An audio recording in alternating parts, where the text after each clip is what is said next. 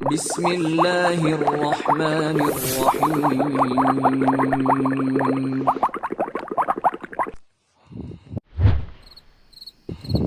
Bismillahirrahmanirrahim. Alhamdulillah, salatu wassalamu ala rasulillah wa ala alihi wa sahabatihi wa mawala ma ba'du. Di sini ada pertanyaan dari saudara Yusuf dengan alamat Siompu. Ustadz, ana mau bertanya, apa saja kiat-kiat yang sangat penting dalam kita mempelajari bahasa Arab sehingga kita bisa menguasainya?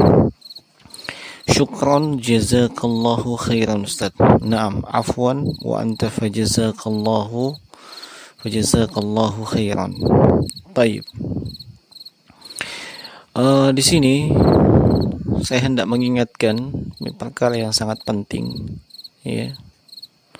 Bahwasanya yang mesti dipahami bahwa untuk betul-betul menguasai bahasa Arab itu tidak bisa instan, ya. Apalagi simsalabim atau abrakadabra dengan mengikuti suatu program misalnya sebulan, 2 bulan atau sekian jam, kemudian setelahnya langsung menjadi Syekhul Islam dalam bidang bahasa Arab.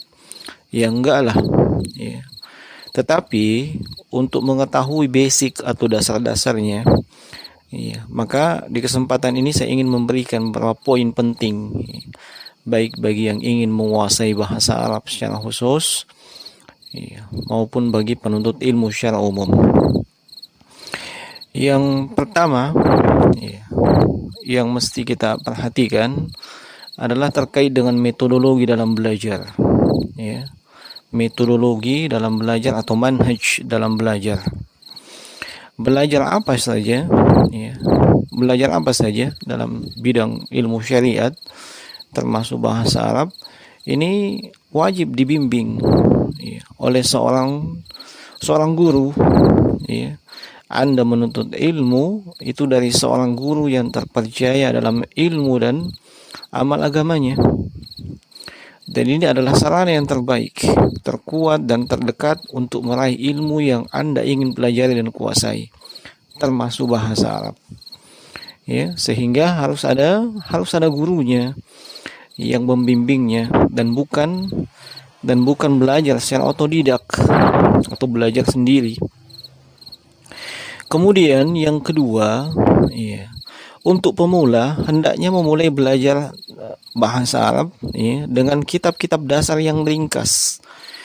Tujuannya agar terbentuk taksil ilmiahnya, ya. Ya, misalnya ilmu nahwu, ya. Ilmu nahwu dia mulai dari misalnya al-muyassar, kemudian kalau dia sudah kuasai naik ke al-jurumiyah dan seterusnya, ya. Untuk ilmu sharaf dia pelajari dan kuasai al-amthilah at-tasrifiyah. Setelah itu, ya, dia bisa menambah dengan mufradat, ya, kosakata. Nah, dan jangan melangkah ke kitab yang di atasnya sebelum menguasai kitab dasar. Sebab semakin sulit dia akan mencapai tujuannya kalau dasarnya tidak dikuasai dengan baik. Inilah yang biasa diungkapkan oleh para ulama, ya.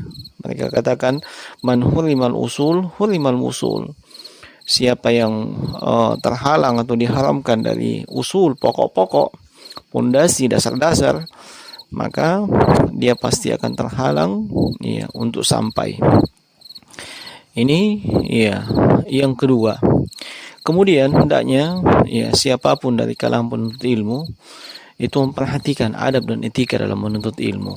Yang dengan itu, ya, dia akan meraih kebaikan, keberkahan, ya, dan dimudahkan oleh Allah Subhanahu wa taala dalam belajarnya. Ya. Di antara adab yang mesti diperhatikan, dan ini yang pokok, adalah niat yang benar, yaitu ikhlas dalam belajar, ya. Ini pondasi dari seluruh amalan dan ibadah. Dia niatkan belajar bahasa Arab untuk mengangkat kejahilannya. Dia niatkan belajar bahasa Arab untuk memahami Al-Quran dan As-Sunnah, dan juga kalamnya para a'immah, para ulama, ya. Keliru dalam niat, ini fatal akibatnya. Semua aktivitasnya dalam belajar bahasa Arab enggak terhitung pahala. Apalagi kalau niatnya untuk mendapatkan maslahat duniawi semata. dan bisa jadi dia terhalang dari memahami bahasa Arab. Ya. Kalaupun dia fahami, keberkahan dari ilmu tersebut itu menjadi hilang. Dan banyak terjadi orang yang faham bahasa Arab justru tersesat dan menyesatkan orang lain, waliyadzubillah. Oleh sebab itu perhatikan niatnya dalam belajar. Kemudian yang berikutnya adalah hendaknya dia memiliki kesungguhan, ya. Sebab ilmu itu tidak bisa diraih dengan santai atau dengan berleha-leha, dengan ongkang kaki, ya. Yahya bin Abi Katsir rahimahullahu taala itu menyebutkan sebuah kalam yang sangat indah. Beliau katakan la yustata'ul ilmu birahatil jism. Ilmu itu tidak bisa diraih, tidak akan bisa didapatkan dengan badan yang santai, ya.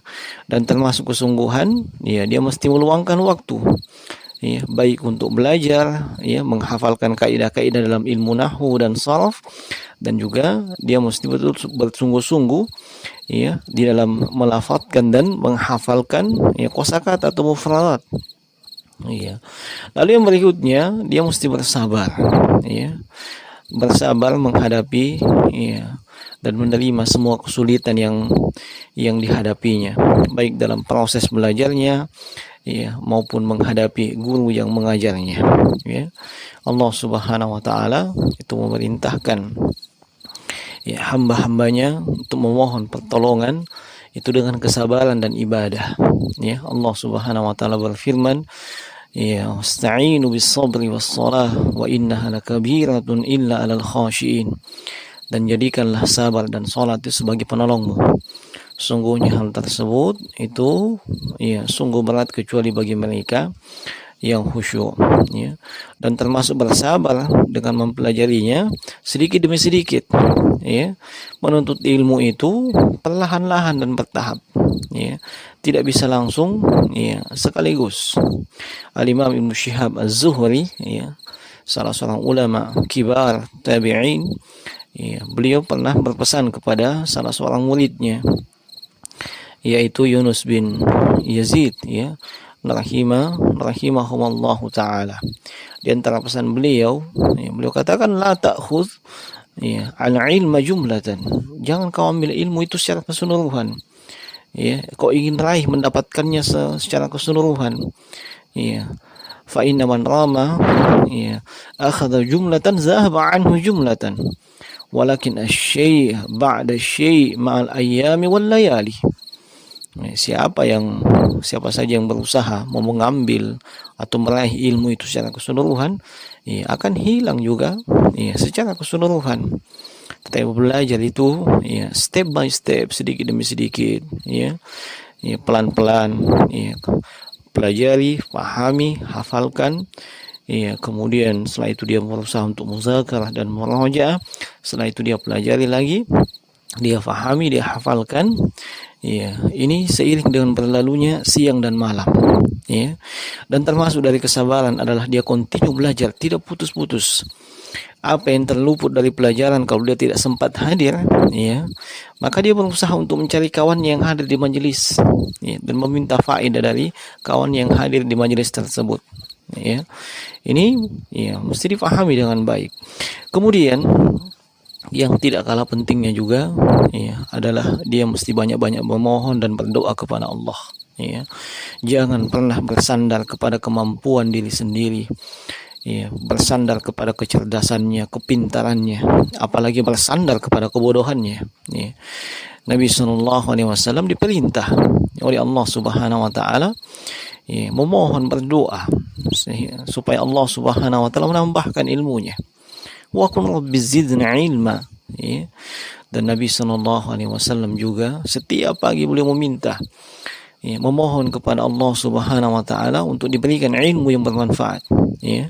Dan ini yang biasa kita baca setiap pagi ketika kita membaca zikir pagi dan petang, yaitu Allahumma inni as'aluka ilman nafi'an wa rizqan thayyiban wa amalan mutaqabbala.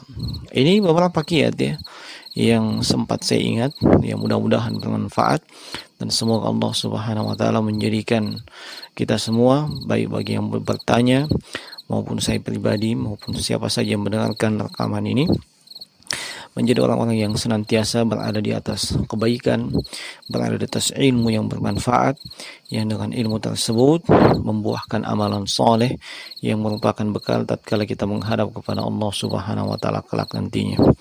Demikian sharing ringkas, wallahu taala alam. Semoga Allah memberikan taufik kepada semuanya.